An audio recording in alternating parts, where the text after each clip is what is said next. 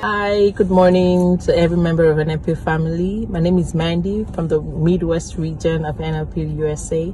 I'm here to testify of the goodness of God in my life. From the age of 14, I've been having lumps removed from my breast.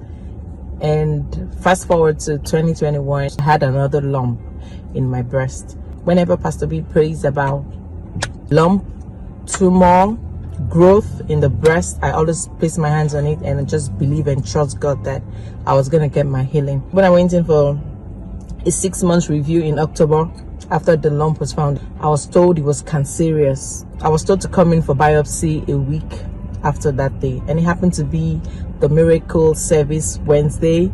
And after the communion, Pastor B asked us to just stretch forth our hands and receive your testimony, receive your miracle. Imagine that which you desire and just have it come to you. And the next thing, from my fingertips, I felt a sensation. It ran all through my spine, my body, and I was wondering, what is this? Right on my right breast, it became so intense, and I just started praying in tongues and I slept off.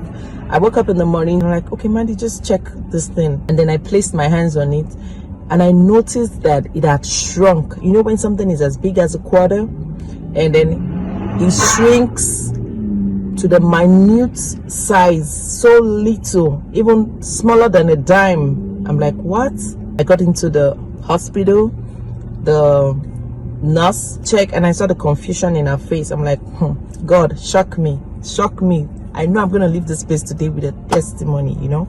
After a while, the doctor that was meant to do the biopsy came in, because the biopsy was to check how far the cancer must have grown.